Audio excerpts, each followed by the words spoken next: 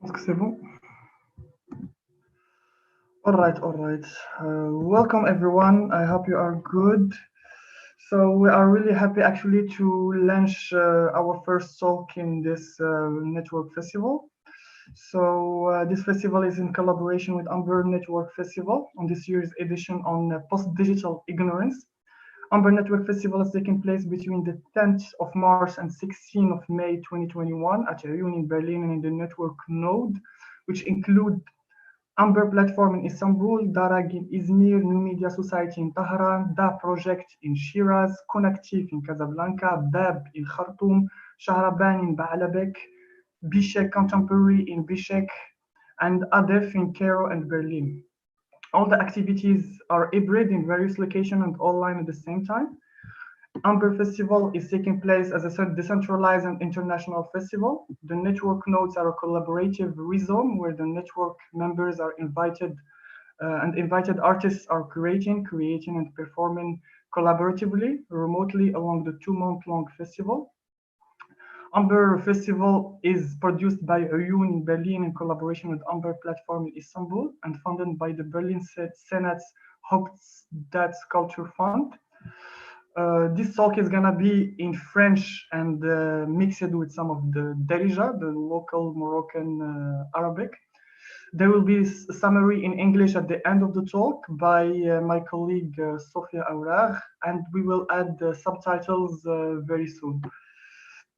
So Connective tackles this issue and this theme of post-digital ignorance from a decolonial prism, which means from our context and local geographies, and explores how can we decolonize this very question of knowledge, imaginaries, ignorance in this post-digital era. So in this context, we welcome Abdeslam Zuzou, a researcher in art, to speak and present a critical approach to decolonization of the arts. Abdeslam, مرحبا. شكرا بزاف يوسف، شكرا كاع ليكيب ديال كوناكتيف. راني فرحان بزاف اني نبارتيسيبي معكم في هذا الفيستيفال اللي فيه ايران وتركيا والالمان وفريمون في بالي انيشيتيف فريمون باتمون. شكرا. So, alors, la rencontre, la discussion اليوم d'une première question شويه un peu globale, un peu générale باش كاع الناس المتتبعين ديالنا يقدروا en fait يفهموا شنو de quoi on parle exactement.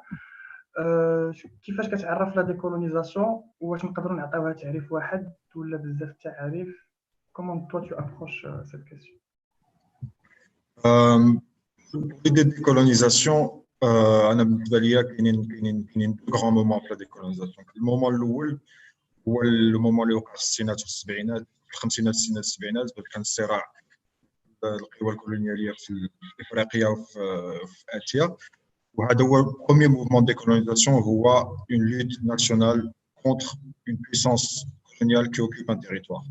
Donc, هذاك هو le premier mouvement qui a été mis en place un peu partout en Afrique, un peu partout en Asie du Sud-Est, et qui a résulté par la suite à le mouvement qui s'est appelé un peu la tricontinentale.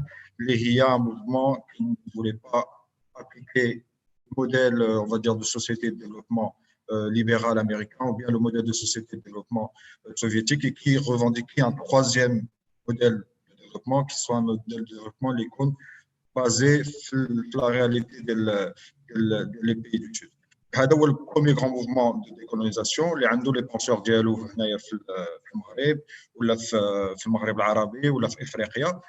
ومن بعد كاين لو دوزيام موفمون ديكولونيزاسيون، هذا اللي كندويو عليه، هذا اللي كاين دابا. ومثلا كاين واحد الباحث من لافريك دو سود اللي سميتو نوفو غاتشيني، كيدوي على décolonisation en termes d'insurgence et de resurgence. L'insurgence, il y a la lutte contre la puissance coloniale, il y a la resurgence, il y a à peu près une dizaine d'années, qui est le retour de la question des coloniales en Afrique, en tout cas, l'Afrique, le Maghreb ou Europa. Le retour de la pensée décoloniale, il le décrit comme une pensée de resurgence. C'est la resurgence de toute la tradition دو بونسي باك راديكال تراديشن ثينكينغ في افريقيا، ولا حنا عندنا هنا في المغرب ولا في الجزائر ولا في تونس الخطوط تاع لا بونسي دي كولونيال اللي تخلقات واللي بدعوا فيها الفنانه والباحثين في الستينات السبعينات. فوالا كاين هاد لي دو غرو مومون دو كولونيزاسيون. والليدي ديال الديكولونيزاسيون ديال دابا هي كتقول بان حنا مثلا 50 عام ولا 60 عام بعد باش دينا لانديبوندونس ديالنا من لا بيسونس كولونيال، باقي واحد لا كونتينيتي كولونيال، باقي سكون ابل le colonialisme sans la colonisation. La colonisation هي une puissance étrangère qui vient occuper un territoire, qui gère le territoire selon les règles et les codes. Après, ça diffère des pays selon les règles et les codes de chaque puissance coloniale. Ou le colonialisme, l'esprit de la colonisation. Le colonialisme, le colonialisme de la pensée, le colonialisme du savoir, le colonialisme des façons de faire, mais des formes de vie. Ou le colonialisme, c'est quelque chose qui change profondément la société. عندنا هذيك الكولونياليزم داخل عندنا انكونسيون. ليدي ديال حنا 50 عام بعد باش دي 50 عام 60 عام 70 عام باش دينا لانديبوندونس ديالنا، باقي هذيك لا بونسي كولونيال، هذيك الكولونياليزم انراسيني عندنا، وخصنا نديروا واحد ليفور باش نخرجوا منه. فوالا ان بو جوست بور دير ديكولونيزاسيون، كولونياليزم. ومن بعد كاين واحد لا فيزيون ثالثه على لا ديكولونياليتي اللي كيسموها مثلا امريكا لاتين، حيت كاع لا بونسي ديال الكولونياليتي اللي كاينه دابا جايه من امريكا اللاتين، من كولومبيا، من البيرو، من الارجنتين، اللي بعض الباحثين وهي نظريه في البحث العلمي وفي البحث في السيونس سوسيال في الفلسفه، هما كيقولوا بان لا مودرنيتي كيسميوها الحداثه، لا مودرنيتي اوكسيدونتال ما بداتش في ال 17 سيكل ولا ال 18 سيكل، بدات في الوقت باش الاوروبيين وصلوا اكتشفوا كما كنا نقولوا اكتشفوا امريكا اللاتينيه، ثم بدات لا بونسي كولونيال وتخلق لو سيستيم كولونيال qui se base sur un classement des races, un classement des espèces et une catégorisation classification ديال المجتمع. هذيك لا بونسي دي كولونيال د امريكا اللاتين هي اللي ديفلوبات في الثمانينات وفي التسعينات، وهي اللي دابا هي مثلا دابا هي ماشي لا مود، ولكن كاع كندوي على دي كولونياليتي سي سورتو اون ريفيرونس لهذيك لا بونسي الامريكا لاتين، بان هما كيقولوا بان الحداثه راسها، باش ما نقولوا بان كاين لا مودرنيتي ولا تراديسيون، الحداثه والتقليد وداكشي، كاين الحداثه براسها هو فكر كولونيالي. دونك باش نحاولوا نزعوا الكولونياليه من بلادنا، خصنا هذاك الفكر ديال الحداثه نعاودوا النظر فيه ونعاودوا المهم لا فيزيون كيفاش نبدعوا في هاد لي ديفيرون فيزيون. وبالنسبه لي انايا حنا مثلا في المغرب عندنا اون بونسي كولونيال اللي عندنا تاريخ ديال الفكر الكولونيالي في المغرب، في الجزائر، في تونس كاين تاريخ الفكر الكولونيالي، وفي افريقيا en général في زيمبابوي ولا في انغولا ولا في نيجيريا وفي غانا كاين واحد لا تراديسيون ديال الفكر الكولونيالي. فوالا هادو ان بو لو تخوا اسبي. الكولونيزاسيون اولا صراع ضد الاستعمار، ثانيا صراع ضد النفس ديالنا باش نحيدوا منها هذيك بقايا الاستعمار، ثالثا كنظريه اللي تبناوها واللي ديفلوباوها دي بونسور دامريكا لاتين، اللي هي واحد النقد للحداثه والنقد اللي كيفاش كنديروا مع الحداثه. Voilà, بالنسبه لي un peu en général vraiment c'est vraiment raccourci الفكره ديال la décolonisation. شكرا بزاف سلام على هذا لو بوتي ريزومي و السامري فيزون ان فيت ان بو جينيرال ان فيت دو سكو سي لا ديكولونيزاسيون. بغيت غير نرجع ان فيت واحد النقطه ان فيت كون تو دي نحاول نديفي ان فيت ان بو سور لي كيسيون كو جي ديجا بريباري بور سو سوا ان فيت بوكو بلو سموث. المودرنيتي ان فيت زعما ملي كتقول ان روجي دو المودرنيتي سا امبليك l'urbanisme, ça implique en fait la dualité entre tradition ou شي حوايج اللي هما ديزون جديد فيرسوس القديم، l'aspect en fait ديال لا كامباني ولا ديال العربيه فيرسوس المدينه اكسيتيرا. دونك هادشي اللي كتعني ان فيت بان روجي دو لا مودرنيتي، بانه فكر حداش ان فيت كولونيال. هو اش كيقولوا هما الناس ديال الديكولونياليه في امريكا اللاتينيه، ثم حنايا كان المجتمع ديالنا الفكر الاوروبي اللي هو فكر استعماري واللي استعمر بلادنا واستعمر امريكا اللاتين واستعمر افريقيا عندهم دائما هذا الفكر الازدواجي، كاين الحداثه والتقليد، زعما كاين لا مودرنيتي ولا تراديسيون. المودرنيتي باش ترسخ راسها ترجع لنا شي حاجه، واحد الاليه اللي يمكننا نقراو بها واحد المجتمع، كتخلق لا تراديسيون. هي كتخلق لا تراديسيون ضد لا مودرنيتي. انا لا مودرنيتي ما كنشوفهاش اون تيرم ديال لوربانيزاسيون ديال لي تكنولوجي ولا هذاك. انا لا مودرنيتي كنشوفها بلوس كوم واحد لا فاسون بونسي لو بروغري. زعما حنايا اون طونك سوسيتي هيومان عندنا واحد التسلسل، كندوزو من لي سوسيتي بريميتيف، زعما السوسيتي اللي ما عندنا فيها ما عندناش فيها تكنولوجيا، ما عندنا فيها والو، افيك دي سوسيتي اندسترياليزي، ومن بعد كندوزو هاد لي شوز كي سابيل سوسيتي مودرن. وانا هذا الفكر هذا ديال لو بروغري لينيير اللي غادي يدينا لشي حاجه واللي عنده واحد لوريجين، هو اللي هو اللي كيكريتيكو مثلا والتر مينيو اكسيتيرا من الارجنتين ومن بيرو. ما كاينش شي حاجه سميتها مومون مودرن اللي غادي يخلي لنا نهرسوا من لا سوسيتي. C'est une pensée coloniale, la pensée du progrès, la pensée on peut toujours aller vers un progrès, on peut toujours aller vers avec l'idée qu'il faut qu'on sorte de la pensée traditionnelle, de l'archaïsme. C'est la pensée moderne que je critique.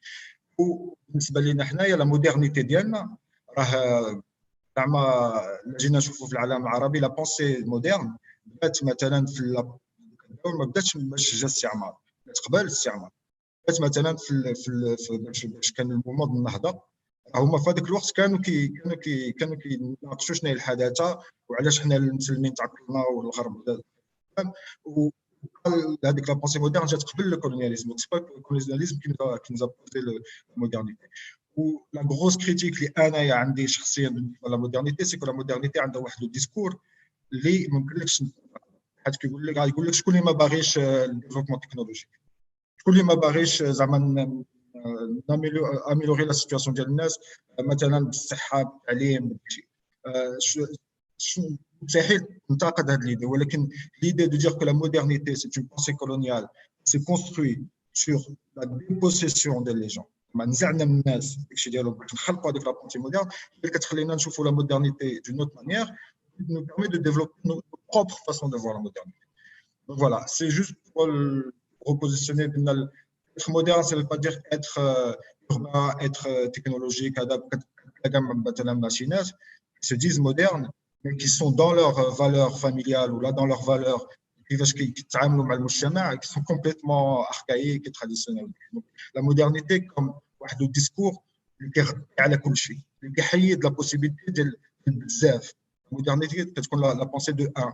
On est vers un certain progrès, on doit arriver vers quelque chose. Et donc, du coup, l'idée de la critique de la modernité, c'est d'essayer de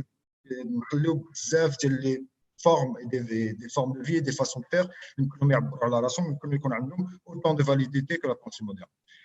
C'est la grosse critique qu'Anna a de la modernité. Les penseurs Hannibal Quijano ou la modernité, والفكر اللي جا مع الاستعباد، واللي جا مع الفكر ديال الكلاسيفيكاسيون دي راس، واللي جا مع الفكر ديال لو ترافاي لا فورس دو ترافاي كوم une aliénation etc. Voilà, c'est باش كتحط لوريجين ديال لا مودرنيتي في une pensée coloniale، تحيد ليها هذيك الشيء الزوين ديالها اللي حتى انا مثلا كنطيح فيها، كنت كنعتبر راسي حنا خصنا نمشيو لا مودرنيتي ونرجعوا زوينين ونخرجوا من الغربيات ونخرجوا من الاركايزم ونخرجوا من داكشي. وهذاك الفكر اللي كيخلي حنا كنتعلموا حنا باش كنكونوا صغار وكنكبروا به، كتحط بينا هو هذاك الفكر وهذيك لا فاسون دو فوار وهذيك لا فاسون دو لير لا سوسيتي جات لاكومباني واحد لا دوميناسيون، واحد لا كلاسيفيكاسيون دو لا سوسيتي سولون لي راس اكسيتيرا. النظره ديالك هذيك لا بيل فيزيون دو لا مودرنيتي كوم كيك شوز كي فو ابسوليومون Ouais. D'où la naissance en fait de la post-modernité en fait. Le mouvement en fait post-moderne ou la French Theory dans Deleuze, Derrida, Foucault, etc. pour déconstruire en fait هذاك الحمولة الثقافية كاملة en fait اللي جات مع la modernité وجات مع le lumière etc. Comme quoi هذاك الشيء ماشي forcément كامل زوين وكاين غير لو بروغري وكاين غير داك الشيء زوين، فريمون كاين بوكو دو زون دومبر اللي جايين معاه اللي نوطامون فيهم الكلاسيزم، الكولونياليزم، لو راسيزم etc. Tout à fait. Et surtout l'ignorance de soi. Exactement. Voilà. كتحيدنا كندخلوا في l'ignorance de soi Même un rejet. même un rejet en fait de soi, un mépris même de soi ou de ses racines ou de ce qu'on est, mais on va y revenir en fait sur les questions. Donc, next question. Comment peut-on décoloniser l'art? Est-ce qu'on peut le décoloniser? Est-ce que ça veut dire déjà en fait une seule chose? Décoloniser l'art par exemple au Maghreb, par exemple ailleurs, au Mexique par exemple. On peut parler en fait de la même chose ou là c'est un processus en fait qui diffère dépendamment des contextes, des géographies. C'est un équivalent في الفكرة ديالو, ça peut être la même chose, le mouvement, le processus, ça peut être la même chose. Après, c'est chaque cas selon son contexte. On a juste pour comprendre qu'est-ce que serait la décolonisation de l'art. كاين واحد الباحث مفكر مغربي عمر برادة اللي بحث بزاف في هذا وخدم في هذا الدومين دوبي assez longtemps, كيقول لك la décolonisation de l'art ou la décolonisation de l'art, c'est la lutte pour la réinvention de soi-même, for self-reinvention. Il y a pour essayer, c'est comme la décolonisation, c'est pour essayer de retrouver une route entre nous et nous-mêmes. Entre حنا وراسنا كاين واحد لو برويار, كاين واحد شي حاجه اللي ما عارفينش شنو هي, كاينه une espèce de capacité de brouillard que la pensée décoloniale ou l'effort décolonial permettent de nous retrouver nous-mêmes, permettent de retrouver notre regard. Ça permet maintenant, شنو قال حمد بعناني, il y a décoloniser notre regard, c'est retrouver dans l'écran. بس ما نمشيو نشوفوا واحد الفيلم يمكن على الواقع المغربي كواقع la réalité sociale etc, ولكن واقع enraciné dans notre culture. داكشي مثلا باش كتشوف, المهم ما ندير عيدوا على هادشي غير جوست بور فيت في باش كتشوف واحد الفيلم بحال السراب, كتشوف sur l'écran il y a des personnages marocains كاين المجدوب, كاين énormément de choses اللي كيخلينا نلقاو راسنا في هذاك l'écran.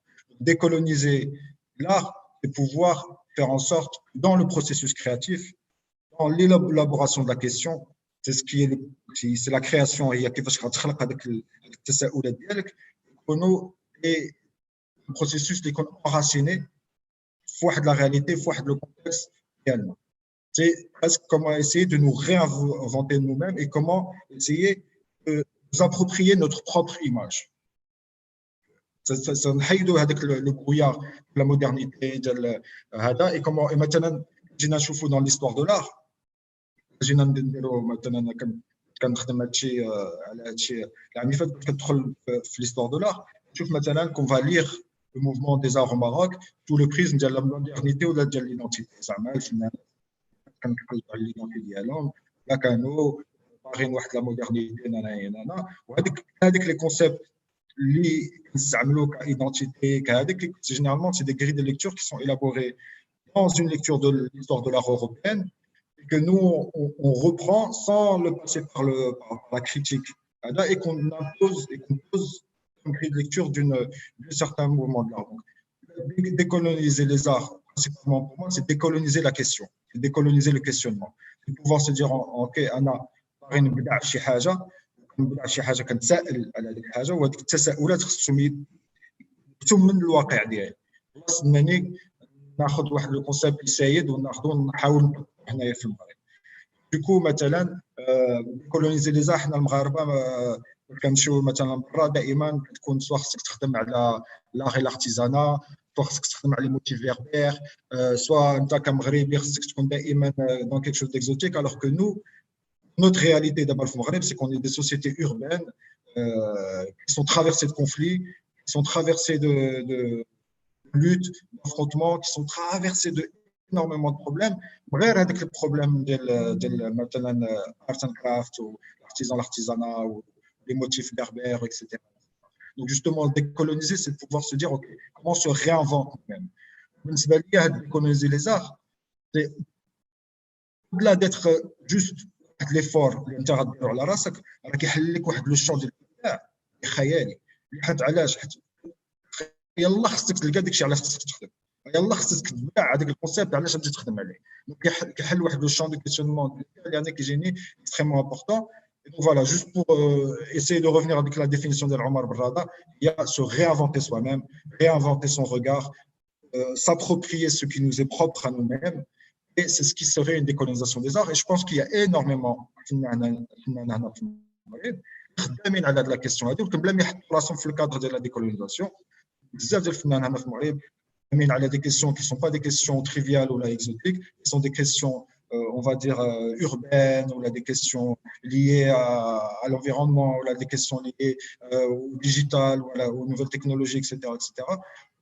لكن inscrit في الواقع المغربي لكن خرج من الواقع المغربي بالنسبه لي هذه كيسخي une vision de décolonisation des arts ومن بعد chaque contexte عنده les réalités et les problématiques ديالو donc chaque contexte كاين ولكن l'effort je pense هو le même كيفاش نعاودوا نرجعوا للذات نخلقوا ونبدعوا شي حاجه اللي ديالنا ولا ما نتبعوا في دي هذا ce que serait généralement une décolonisation des arts pour Yes. Shukran, Islam. Donc, la prochaine question, en fait, enfin, je vais merger en fait deux questions dans une seule question. La décolonisation, en fait, est une invention en fait de la diaspora du Sud ou la dielnas, en fait, les Sakinina. C'est la chose qui m'a poussé en fait à me poser la question, par exemple, la décolonisation باللغه العربيه ولا باللغه الدارجه ولا اوتر en fait ديما كيخصنا en fait نترجموها من الفرنسي ولا من الانجلي زعما سي بلو فاسيل en fait انك تقول ديكولونيزي بالفرنسي ولا ديكولونايز بالانجلي كانك تقول لا استعماريه ولا ديكولونياليه باسكو ني با فورسيمون كومبريهنسيبل et du coup la question هو واش هذا الكونسيبت كامل en fait خصنا ضروري par exemple des personnes en fait يخرجوا من les pays en fait اللي هما ساكنين فيهم du sud pour avoir en fait une sorte de regard étranger vis-à-vis de ça باش يقدر en fait هذا le concept qu'il éclore ou là plutôt l'inverse c'est-à-dire زعما تقدر en fait avoir en fait une pensée coloniale décoloniale je veux dire mais à l'intérieur en fait le territoire اللي انت فيه sans pour autant dévier vers هذاك l'extra nationalisme ديال الأحمر والخضر كلشي أحمر وخضر وكلشي زليج c'était ça هذا السؤال هذا كيبان لي مهم علاش حيت انايا شخصيا كنت كيبان لي الديكولونياليه واحد لا مود دابا ما نكذبوش على راسنا دابا كلشي كيدوي على الديكولونياليه فما باغي كاين انا بلا بروجي اللي حطيتي كفنان من الجنوب انك تخدم على الديكولونياليه عندك بلوس دو شانس دافوار دي فينانسمون كدو المهم هادشي وانا راه راسي كنت كنقول راسي بان الديكولونياليه راه ماشي شي حاجه ديالنا راه شي حاجه ديالهم اللي تخلقات في اوروبا واحد لو كونتكست بارتيكولي اللي هي لي جينيراسيون دو ليميغراسيون بوست كولونيال مثلا نقولوا في فرنسا ولا حتى في الانجليز ما عندهمش بلاصه في وسط المجتمع ولا في وسط المجتمع ديال الفن ما عندهمش بلاصه كيكونوا جينيرالمون اللي كيدويو اللي عندهم القرار هاد لي ميليو كيكونوا ناس بيضين دي زوم بلون تري بيان فورمي وداك الشيء انا كنت كنقول راسي راه الديكولونياليه راه ماشي ديالنا راه ديالكم ماشي شغلنا وقلنا الديكولونياليه رجعت بحال واحد الفكر كولونيالي كنت كنقول لراسي ومقتنع بها وكنشوفها ولكن بديت في واحد البحث هذه واحد 6 شهور بديت في واحد البحث على واحد البروجي خدام فيه وبديت كنقرا مثلا بديت كنقرا شبعه محمد شبعه اللي هو واحد الفنان ارتيست بلاستيسيان ماروكان اللي هو في لا جينيراسيون ما بعد الاستعمار زعما جا جوستومون بعد الاستعمار كنقرا بان في الستينات محمد شبعه كان كيدوي على الديكولونياليه اللعبي الطفل اللعبي اللي معروف حتى هو رومانسي بويت ماروكان كان في الستينات كان كيدوي على الديكولونياليه وكان كيفكر في لا ديكولونياليتي مهدي منجره مثلا هو ما كانش كيفكر في الديكولونياليه ولكن كيفكر في فكر ما بعد الاستعمار دونك فاش بديت كنرجع على هذا الشيء بديت كنقول راسي شوف فين وصلنا بان حتى الفكر الديكولونيالي ما بقيناش حنا كنقولوا راه داكشي ديالنا رجع ديجا ديريكتومون رجعتيه لداكشي ديال برا الوغ كو حنايا في المغرب ومن بعد قلبت في افريقيا في نيجيريا في كينيا في تنزانيا في لافريك دو سود في انغولا في غانا كاينه واحد لا تراديسيون ديال لا بونسي ديكولونيال هي اللي هادوك لي جون لا جينيراسيون بوست كولونيال ليميغراسيون بوست كولونيال فرنسا موبيليز تيقولوا واخا حنا عايشين في واحد المجتمع ما عندناش بلاصتنا اون دوموند اون ريفونديك اون بلاص دونك الدوله الفرنسيه ولا الدوله الانجليزيه واحد لي فور كولونيال باش حنا كنا نلقاو بلاصتنا في وسط المجتمع يعني كيبان ليا بان هما بجوج كاين بان ماتنا سي اون مود اللي جات من لي تيريتوار اوروبيان و لي تيريتوار دو نور ولكن خصنا راسنا حتى حنا عندنا واحد لا تراديسيون ديال السيدي كولونيال خصنا جوستومون نحيدوا هذاك البوست كولونيال اغنورانس سي كو هما ضربوا في الستينات وكتبوا بزاف زعما فريمون راه شبعه كتب بزاف على هذا. المجله كالثقافه الجديده كتبوا بزاف على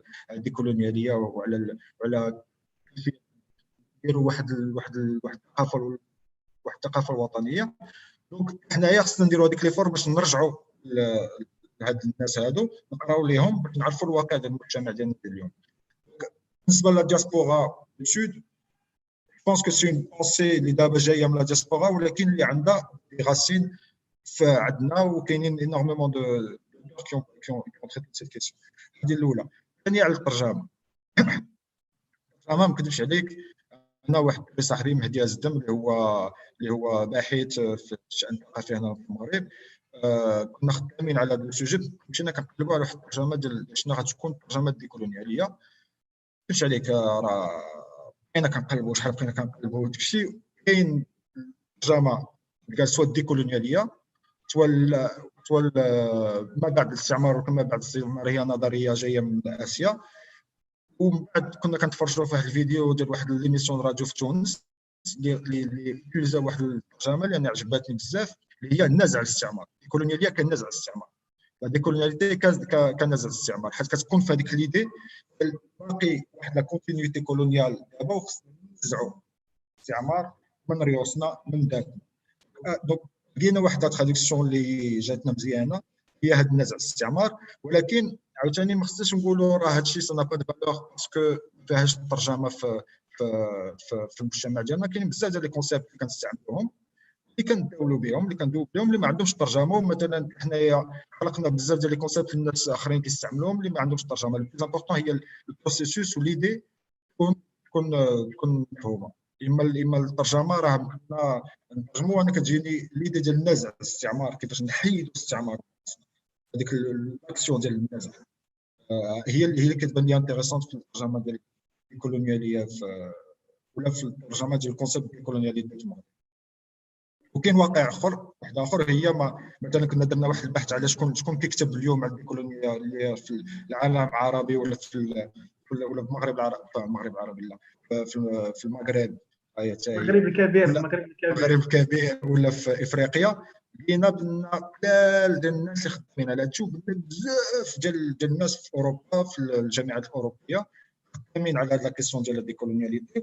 كيبان لي بان حنا دابا جا الوقت باش حنا نبداو نرجعوا اون فيت لي فور ديكولونيال. هي غير نرجعوا نقراو نسمعوا الناس اللي في الستينات بدعوا وخدموا وكانت عندهم واحد لوبجيكتيف، هي يخلقوا واحد الثقافه وطنيه مغربيه. وباش كندويو على الثقافه الوطنيه ماشي هي بحال اللي قلتي الخضر والاحمر وكاع داكشي ديال الباتريوتيزم، ماشي هي ثقافه الرجوع الى الذات. شبعها هادشي كيقول الثقافه الوطنيه هي كيفاش نرجعوا لذاتنا، ندعوا من الواقع ديالنا ومن لي كونفلي ولي زافرونمون اللي كاينين في وسط المجتمع ديالنا.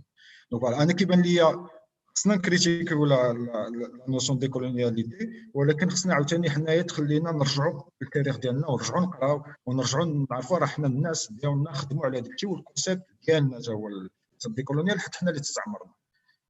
دونك بازيك و سي نورمال عاوتاني رجع لا بونسي دي كولونيال شي حاجه اللي تريندي زعما لا مود وداكشي، حيت هما دابا عايشين وسط الدوله اللي استعمرات، وباقي لحد الان الدوله الفرنسيه عندها هذيك لا لوجيك كولونيال في الطريقه كيفاش كداول مع لي جون ديال لي كارتي بوبولير اكسيتيرا. انا كتجيني بنا خصنا نكريتيكوها، ولكن خصنا عاوتاني رجعنا للتاريخ ديالنا وترجعنا بان حنا نقراو ونرجعوا واحد الثقه في النفس ديالنا ديك الكونسيبت، ومن بعد نترجموه. انا كتجيني نزع الاستعمار زوينه، زعما كاين ليدي ديال اي شي حاجه، وكاين ليدي ديال لا بيداغوجي، وكاين ليدي ديال لو موفمون ديال لا لوت اكسيتيرا اكسيتيرا. شكرا. السؤال التالي هو شكون هما شكون اللي تقدر تقول ان فيت لي غروس فيغور دون انتيليكتويال و ارتيست اللي كيمثلوا الديكولونيزاسيون ديال لي زار في المغرب و بلو جينيرالمون في لو نور دافريك.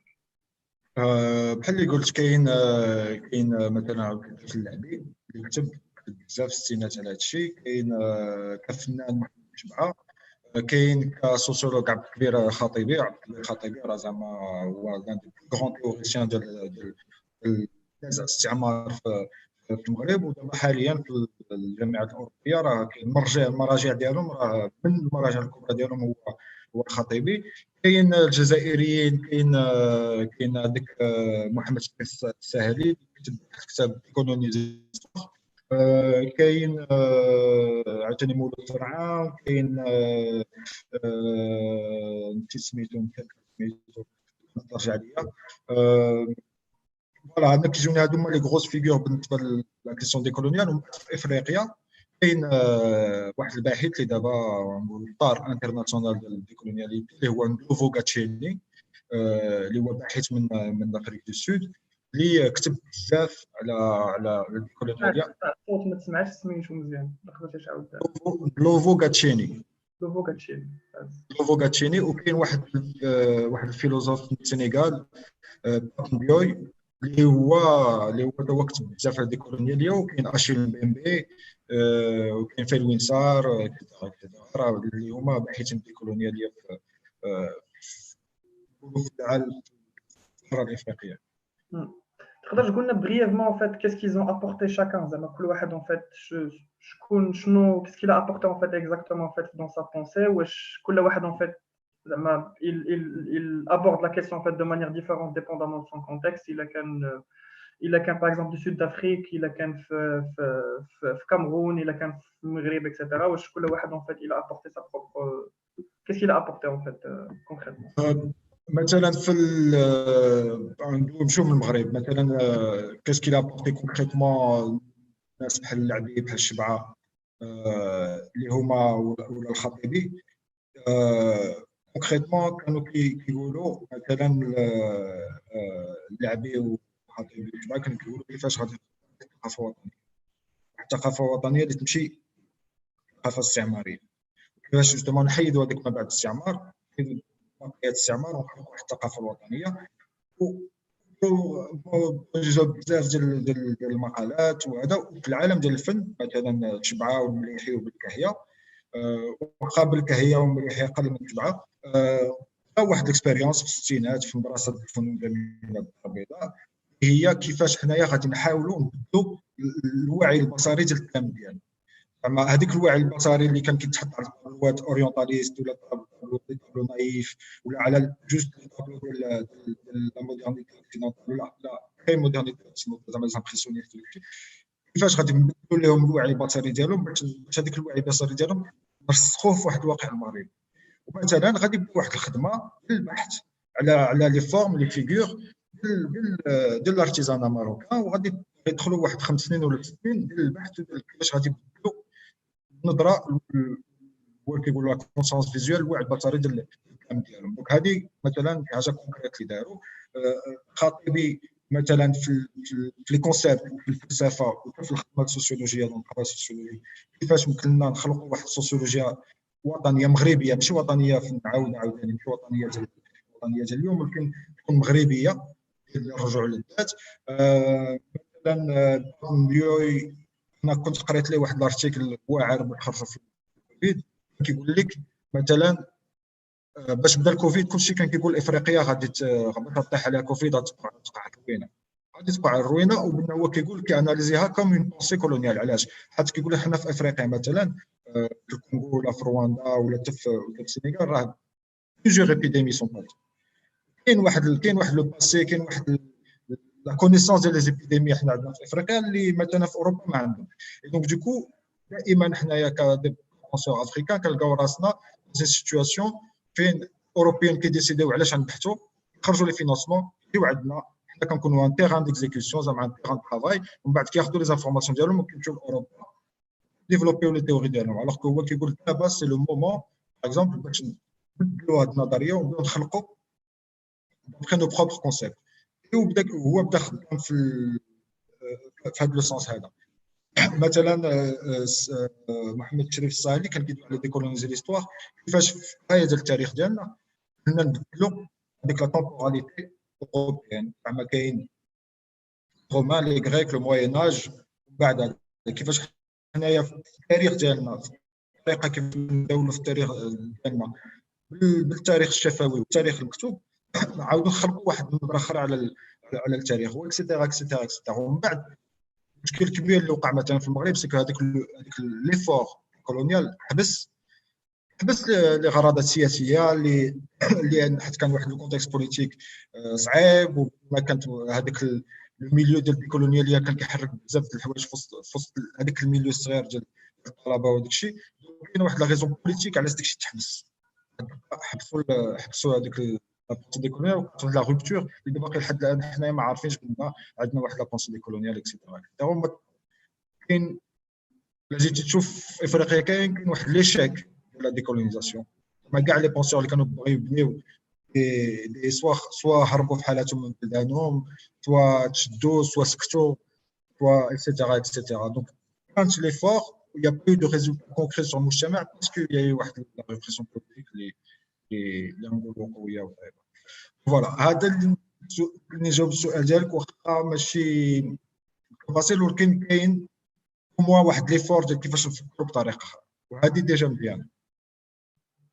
شكرا تسلم على الجواب ديالك. شنو علاقة الديكولونيزاسيون بطون travail, زعما بطون travail de chercheur. Est-ce que la question en fait t'intéresse en fait, comment tu l'intègres en fait dans ton travail de recherche? انا كيفاش كندخل في الديكولونياليه في الابحاث ديالي، داكشي اللي كنت كنقول لك على كيفاش مثلا باش نبدا نخدم على واحد البروبليماتيك، نخدم على واحد السوجي مثلا. خدمت في هذه واحد 4 سنين كنت خدمت على المواسم في المغرب. علاش خدمت على المواسم في المغرب؟ جا واحد الوقت كنت كنسمع الموسم مثلا اسلاميا كيكفروه بان الموسم بتاع ما خصهاش شكون. في نفس الوقت جهه اخرى كانوا التقدميين منهم بحابي وبزاف هذا يقول لك المواسم وكاع داكشي شعواده وداكشي تخربيق وداكشي تخلف. وحدين كانوا كيقراوها هي بدعه، والاخرين كانوا كيقراوها بان تخلف. راسي راه هو الشكل زعما بان هما ما متفقينش على والو، بداو اتفقوا في هذا السوجي هذا على المواسم. دونك كاين شي حاجه ما نبحث فيها، وبديت كنبحث على الموسم اكسيتيرا. عطاتني بحال اللي خرجت لي واحد الباترن، واحد الحاجه اللي كتقول بان en fait c'est la pensée coloniale, la pensée de la lutte contre le colonialisme اللي خلى ان حنايا كاع هذوك المواسم وزيار السادات وداك الشيء اللي بزاف ديال الناس كيعتبروها شعوذه وتخربيق، راه الناس عايشين بها كل نهار. كتدخل في واحد السيركوي كدير زياره، ومن بعد الزياره كل عام الموسم ديالو كاين ذبيحه وكاين داكشي. كاين واحد الطريقه كيفاش تتعامل مع لونغواس ولا مع لا سوفرونس ديالك في وسط مجتمع اللي بدات فيه بزاف ديال الضغوطات اللي كيخلقوا هذيك السيتواسيون دو سوفرونس اي لونغواس. كيفاش هما مغاربه كيستعملوا شي حاجه اللي عارفينها واللي داخله في الثقافه ديالنا باش يتعاملوا مع لا سوفرونس ديالنا. دونك كيفاش ديكولونياليزي هاد لا بونسي ديال الموسم هي حيد كيفاش كيقراوها الاسلاميين ولا كيفاش كيقراوها المتقدمين، تسمع الناس، ماشي دير البحث الميداني. من البحث الميداني تخلق لي كونتينت، ومن البحث الميداني كيفاش انت غادي تخدم مع الناس وكيفاش غادي تسمع لهم طون لي جوجي، مي سي دونطري في واحد البروسيسوس بان تحاول تفهم كيفاش هاد الناس دخلوا في هاد لو سيركوي ديال الزيارات وعلاش، شنو كدير، شنو كيبدل، وشنو هذاك. ترون كونت بان كاينين بزاف ديال الحوايج اللي شادينهم ديك لا بونسي اللي كتجيني انا لا بونسي كولونيال هادشي تخربيق خصنا نحيدو فيه. فوالا ديجا لي فور لي سور لو تيران مع الناس، حاول لي بروبليماتيك ديالهم مابقاش تحطهم سوا هادي سوا هادي. ديجا سان لي فور دي كولونيال. في البحث اللي مثلا كندير دابا على واحد الاكسبيرونس في الثمانينات، لا بونسي دي كولونيال كيفاش كتجي بان ليا كيفاش مثلا فنانه، كيفاش لي زاركتيكت، كيفاش لي شيرشور سيونس سوسيال اكسيتيرا. واحد الوقت في السبعينات كانوا باقيين يخلقوا شي حاجه ديالهم. مثلا في هذيك الاكسبيرونس ديال البسيكاتريك كيفاش جروب دو بسيكياتري دانفيرمي داكشي بغا يخلقوا واحد لا فورم لا بسيكاتري اللي تكون مغربيه، تكون مثلا كتناقش مع داكشي اللي واقع في المغرب، ولكن اللي كتكون واحد الانتيري عاوتاني للزيارات والمواسم وداكشي. كيفاش يمكن لك تخلق واحد لا لوجيك، واحد لا بسيكاتري اللي تكون ماروكان، عاود ماشي ماروكان ديال الخضر والحمر، ولكن ماروكان اللي كتحاول مع الواقع المغربي. الابليكاد باش كيريح ماشي واحد وكيقول لي انا درت زياره انا ماشي حتى عقرو ويقول لي هادشي كتقول بخربيق، اسمع ليه، حاول يفهم داكشي اللي باغي هو علاش، حيت هو لوبجيكتيف ديالو خصو يحيد ليه واحد لا سوفرونس مونطال اللي عنده فوالا اكسيتيرا. كنا نبقى نعاودوا بزاف ديال الحوايج. هي لا بونتي دي كولونيال سي فريمون واحد ليفور بان تحيد، تقرا بزاف ديال الحوايج، تشوف بزاف ديال الحوايج، كنت تحيدهم بطريقه بان يمكن لك تقرا مجتمع وتحاول في لي كونسيبت وتحاول تبدع في الطريقه باش يمكن لك تداول ولا تقرا مجتمع. لا ريشيرش دو تيران، ليكوت وبلا كومبريهنسيون ديال الديناميك. انا بالنسبه لي هذه لو غران ايفور اللي خصو يدير في الخدمه ديالو. شكرا. Enfin, ça rejoint en fait un peu la question, en fait, la question اللي فاش وداك الشيء كيفاش la colonisation en fait est responsable على l'ignorance collective ديال nos racines, voire même ماشي غير l'ignorance mais même le mépris en fait de nos racines ou اي حاجه en fait اللي كتجي من هنا, notamment quand on trouve en fait par exemple des jeunes qui ne s'approprient pas forcément en fait la culture disons locale, ou ديما عندنا en fait un regard en fait sur l'extérieur qui symbolise plus en fait un air frais en fait de liberté, etc. Et du coup, la colonisation en fait est responsable sur ça. Elle a le fait que nous en fait et du coup on prend pas forcément inspiration de voire même plus en méprise ou les racines de manière plus générale. هي كاينه جو بونس كو لا كولونيزاسيون الاستعمار عنده واحد الدور في هادشي. مثلا جا الاستعمار وقعت واحد لا رupture المجتمع ديالنا اللي حولات بزاف ديال الحوايج، ولكن ماشي غير الاستعمار اللي كيدير كاين عاوتاني الواقع السياسي والواقع دابا اللي كيخلينا مثلا باش توصل واحد ناخذ اكزامبل ساهل اللي كيقولوا واحد السيد سميتو نيوت السعداني اللي المهم ايكونوميست على سي دي جي لا كاس هنا في المغرب اللي هي اون انستيتيوشن معروفه زعما ماشي توري ولا شي حاجه. هنا في المغرب مثلا 70% ديال لي زانونس كلهم فرونسي كيكزيج لو فرونسي، زعما يكزيج لو فرونسي اون طونك بوسيبيليتي بان توصل لواحد المنصب ولا تلقى خدمه ولا شي حاجه. هو كياناليزي بان مثلا لوتيليزاسيون ديال الفرنسيه، اللغه الفرنسيه ولا كيفاش كتضبط اللغه الفرنسيه راه هي واحد المعيار اللي كيخليك تنتقد في وسط المجتمع ديالك اجتماعيا. باش كتكون لو موديل باش توصل هي خصك لابد ميتريزي الفرنسي ولا ميتريزي لا كولتور ديال فرنسا، ميتريزي لي كونسيبت ديالهم، ميتريزي الطريقه كيفاش كيدويو. بيان سور راه غادي تنيوري لي راسين ديالك. بيان سور ما غاديش تقول راه انا باش نوصل خصني نكون انايا ولا خصني نكون لابورطون هي الطريقه كيفاش كنفكر ولا الطريقه كيفاش كنشوف المجتمع ولا الطريقه كيفاش جو في جيري اون اورجونس ولا شي حاجه. لا باش كترجع الموديل باش توصل لشي حاجه خصك تكون على واحد لو كادر اللي خصك لابد فيه. لا اوبليجي تجي نوغيتيرا باش مثلا في القرايه ديالنا ما كنقراوش الثقافه المغربيه الشعبيه ولا ماشي كنعطيو زعما كاين واحد التاريخ المغرب وما كاينش هذيك المعرفه على المجتمع، المعرفه على المجال وداكشي. ولكن كان لي بان لينيورونس كوليكتيف دي راسين بدات بالكولونياليزم وكملات من بعد بالنسبه للكيشان كملات حتى رجعت اون فورم دو سيليكسيون سوسيال. لابد هذا مثلا الا كنت كتمشي تشوف السادات وتجمعتي مشيتي شتي انت كتمشي تزور مثلا جمعتي مع شي ناس يقولوا لك داكشي كلشي تخربيق وداكشي راه ما دير رانا كنمشي تما دونك تبغى انيوري هذاك تو فا بونسي داكشي كدير لينيورونس كوليكتيف دي راسين لينيورونس كوليكتيف دي فالور ديالنا كتجي عاوتاني من واحد لا سيتوياسيون بوليتيك سوسيال ايكونوميك اللي كتخلينا نحيدوا داكشي، نحيدوا ديك الباكاج باش نوصل كتبقى الحشمه كترجع كونت دو لا ميزون. راه ما خصك تبين بان انت منضبط بواحد الكادر باش توصل لواحد درجه معينه كتبان في العالم الفن.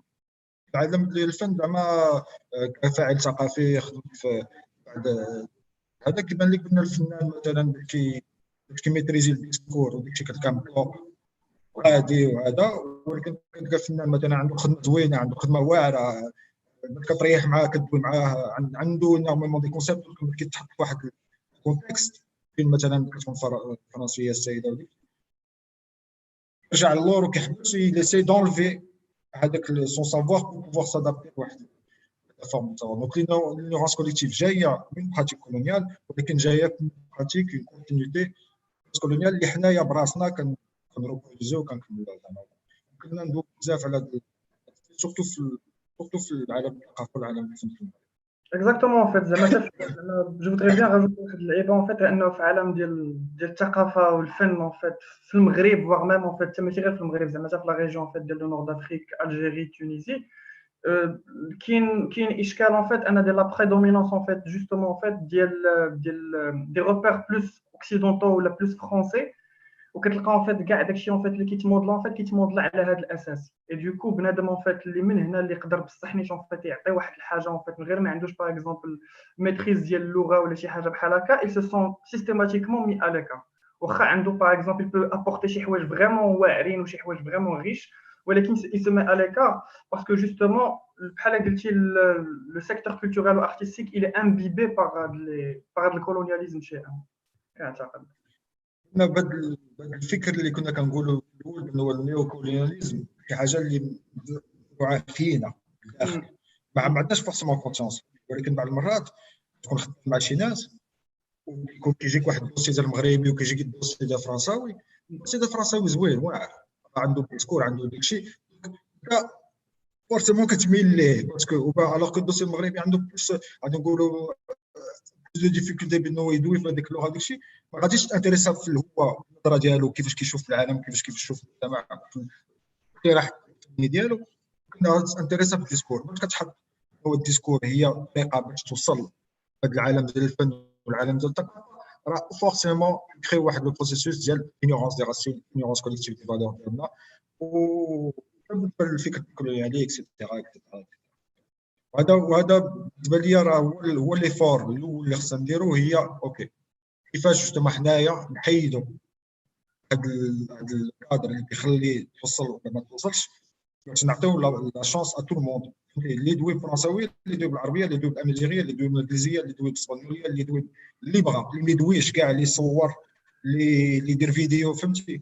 فريمون باش نحاولوا Même la logique en fait pour ajouter vraiment la logique par exemple même des formulaires en fait راه كنعتقد elle est coloniale زعما راه بنادم par exemple يقدر يكون عنده بوكو ابورتي ولكن ما يعرف فورسيمون يعمر par exemple ان فورمولير فهمتي وهذه الفكره ميم en fait ديال تعمر par exemple ان فورمولير وتجاوب عليه 500 كلمه و300 كلمه و700 كلمه اكسيتيرا جو بونس هو في حد ذاته en fait بحال كيدير واحد العقبه اولى en fait واللي عندها علاقه جو بونس مع لا كلاسيفيكاسيون والطريقه اوكسيدونتال دو فوار لو موند زعما داكشي خصو يكون تري كاري تري كادري تري لابيل ا بروجي لابيل ا كانديداتور هذيك ليفيكاسيتي خصو يكون عندك بروجي خصك كتفكر هذه. المهم انا كيبان لي بان لي فور جوستومون هي هادشي اللي كندويو انا وياك ولي فور الثاني هي تسيتوي راسك وتحط راسك في وسط المجتمع ديالك. علاش حنا نقولوا حنايا كاينين حنايا وكاين المجتمع خصك تحط راسك في وسط المجتمع منه تخلق شنو هذيك دولوز هذاك الفيلوزوف دولوز كيقول حتى الفرنساوي كيقول لك لي ريزوم كيقول لك كاين مجتمع اللي شجره ياك كاين لا راسين كاين لو ترون كاين لي برانش كاين المجتمع الاخر اللي نقولوا ريزوم. الريزوم شنو هو هذيك الريزو ديال الروز كيكون بحال هكا اوريزونتال ديكو خصنا نديفلوبيو حنايا هذيك لا لوجيك اوريزونتال باش نحاولوا نتواصلوا مع الناس ما نخلقوش واحد لا هيرارشي بازي على مثلا واحد كدوي هذه واحد كدوي هذه واحد كتميتريزا الديسكور ولا كتميتريزا لا فاصون. لكن بني هذا هو لي فور دي كولونيال الاول نحط راسنا في وسط المجتمع ديالنا ومنه نخلقوا باسكو عرفتي شحال ندعوا بهذا الشيء شي حال بحال كتحيد راسك من داك الشيء كتكون نتايا حاط راسك بحال هكا خصك حداثه قليل انا عرفتي كتحل واحد لو شون ديال الابداع اللي خيالي واللي يمكن لنا خلينا نكونوا حنايا زعما عايشين في وسط المجتمع ديالنا. اخر سؤال ديالي حيت كاين ابارامون اسئله اخرين ديال الناس اللي كيتفرجوا فينا.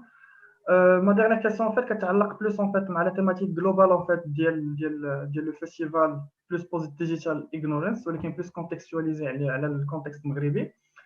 السؤال هو واش لي نوفيل تكنولوجي كيساعدوا ان فيت انهم يعطيو اكسي لواحد لو سافوار اللي هو اونفي ولا انه يتكاد ولا شي حاجه بحال هكا ولا سا كري واحد لا كاتيجوري جديده ان فيت ديال لينيورونس اللي كتجبد بلوس ان فيت لا كونفوزيون اكسيتيرا.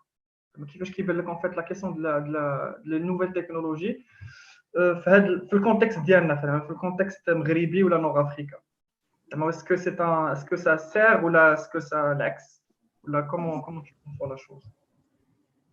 والله ما عرفتش نقول لك، حيت كتشوف دائما كاين هذه وهذه. فبالنسبه لي انا لي نوفيل تكنولوجي حتى شي حاجه واعره تحيد هذيك لينيورونس كوليكتيف ديالنا. مثلا انايا شبعه كوريتو في الانترنت، كوريتوش في ومن بعد بديت قلبت ولكن كوريتو في الانترنت. كاينه واحد السيده مثلا سميتها ليا مورا، كانت هي المهم هي باحثه في السينما المغربي ودارت بزاف ديال الخدمه. دارت واحد السيت سميتو سينما 3.com، فين حطات اورغانيزات كاع لي زارشيف. واحد الوقت في الستينات والسبعينات باش كانوا الطلبه المغربيين كيمشيو لابولون يتفورماو في السينما وكيرجعوا من بعد المغرب. هي دوكيومونتات كلشي كاع ديك الخدمه ورجعتها ديسپونيبل في انترنت. وانا كتجيني نتبع هذه سابون لافي، هادشي كتسمى لينيورونس كاركتيريزي، شي حاجه مزيانه. ولكن كاين لوطخ اللي هو لاسبي ديال ليميدياتي ديال التكنولوجيا. moi je suis pas du tout spécialiste en ça، donc ما عرفتش نقول لك. ولكن انا بالنسبه ليا دابا بوين في بيرسونيل راه شي حاجه اللي مزيانه. علاش؟ باسكو غادي تخلينا حنايا كنا نحطوا مثلا دي زارشيف، ولا كنا كنخدموا على دي زارشيف ديال الدراسات ديال الطبيعه، ولا كنا كنخدموا على دي زارشيف ديال الشبعه، ولا كنا كنخدموا على دي زارشيف ديال هذوك المفكرين المثقفين اللي بدعوا وخلقوا في الستينات وحطوا لنا الطريق اللي حنا خصنا نسمعوا منهم. هذا بالنسبه لي النوفيل تكنولوجي كيحيدوا هذاك النيورونس. ابخي سيزون كري نوفيل كاتيجوري نيورونس ما عرفتش انا. كتجيني عاوتاني سي بوسيبيليتي بان الناس كلهم يتابروبريو شي حاجه ديالهم. ثاني لوطر كيسيون ديال لينيورونس ولا ديال لينيورونس كيفاش الدوله تتفاعل مع لي نوفيل تكنولوجي. عاوتاني حيت الا كانوا لي نوفيل تكنولوجي مثلا حاجه اللي يمكننا نعبروا بها بحريه والدراسه، راه كلها تحيد هذيك النيورونس اللي كان فيها النقاش، اللي كان فيها حتى ان سوجي كيتحط الديبا وداك الشيء.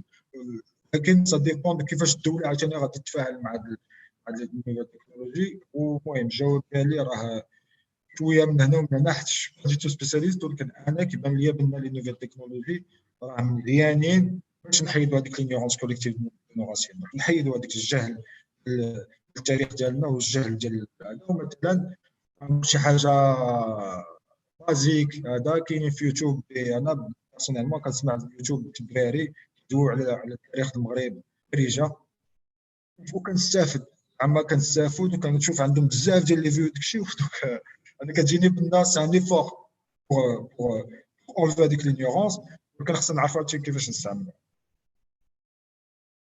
شكرا بعد السلام على هادشي اللي انتريسون بزاف وهادشي اللي ضروري كان خصنا نقولوه وخصنا نديروه.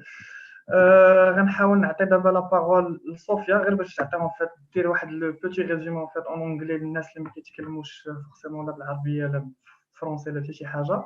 من بعد غندوزو للاسئله ديال لوديتوار اللي حاضر معنا اليوم فات سور فيسبوك يوتيوب داكشي تري ديسونتراليزي. من لي زافونتاج فات ديال التكنولوجي هو ان هادشي يقدر يكون بوسيبل خارج الكونتكست ديال الكوفيد اكسيتيرا. واخا لا كيسيون ان بو كونتروفيرسي زعما ما يمكنش ترونشي واش تقول شي زوين 100% زوين ولا 100% خايب. مي فوالا.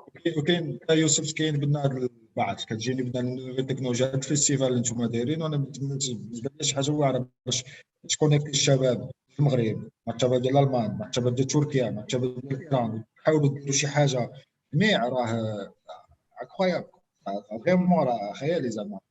المهم ليك يوسف، شكرا بزاف ديال كوناكتيف. شكرا لك. بقى معنا راه باقي لك كيسيون باقي ما تحررتيش. مشى نعمر كاس الماء. صافي انا نعطي لا بارول لصوفيا باش تغزم. فازي. So now I'm going to do a little summary in English for people who don't necessarily understand French and Darija. I'm gonna begin with the question that Youssef Idrissi has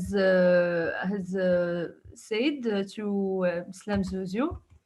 So he asked him about the meaning of decolonization to open this festival about decolonizing ignorance and knowledge. So how can art be decolonized? Is decolonization an invention of the Southern diaspora or of the indigenous people? So they talks also about how do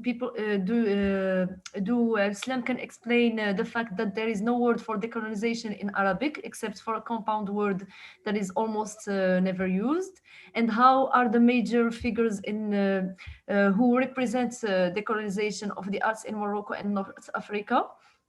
Who are they, and how does this relate to the work of Zuziu, and about how colonization could be responsible for the collective ignorance of our roots, and do the new technologies give access to the buried knowledge, or on the contrary, it creates a new category of ignorance characterized by confusion. So in his intervention, Islam Zuziu began with a brief definition of decolonization. He talked about the first movement of decolonization, which was the national fight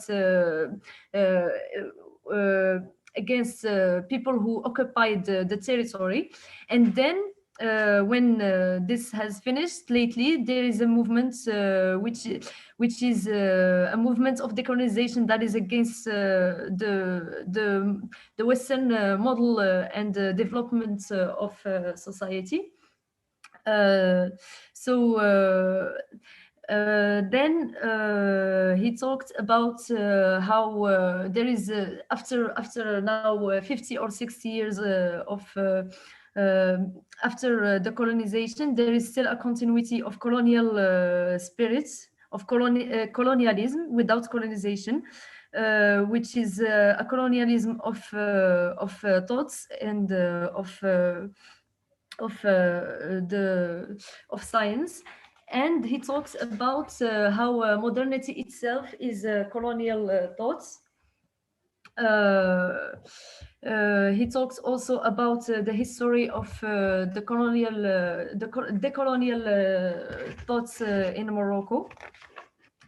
Then Zuziu emphasized on how there is this dualism in our thoughts, that there is either modernity or tradition. This dualism needs to be criticized. There is not only one way of living, and not only one way of thinking, and that we should criticize modernity itself. And that decolonization of arts, he quoted Omar Barada to say that it is a fight for our self-reinventions, and that we should try and find a way to ourselves through decolonization, and that in arts it could open a big creative field, and it could enable us to create something that belongs to us. And that decolonization is an invention of the South, but it's true that we don't find a word in Arabic, and that, for example, people who go out of the South may be able to find a new perspective and know about decolonization, but as Yusuf says, that there are a lot of Arabic authors who talked about decolonization in the 60s, before even this term is now very much used compared to the 60s.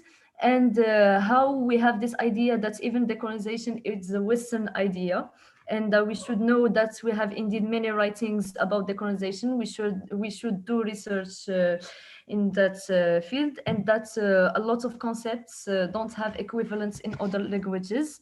And the important thing is to understand them and use them appropriately. He then gave names of authors and researchers who talked about decolonization. but almost all the researchers in Africa and in North Africa who talks about decolonization and who wanted to build something concerning that were even caught in prison or left to Europe. So there is a fail in the decolonial efforts due to political reasons. And he also talks about how his research tries to not viralize one problematic compared to the others, and that he tries to decolonize even the research techniques that and find techniques that are coherent with the Moroccan context. He also he then finally talks about how French is used as a criteria in university, in work, in everything in Morocco, and I think also in all of North Africa, and how we should master the language, the French language, and incorporate French culture to succeed. So this contributes clearly to in our colonization, and it is in fact a social selection. So for artists, for example, which is a very important example, who don't know how to communicate in French, or who don't know how to respond to the Western criteria in art and culture, have problems in adaptation and in communication, even in their own countries.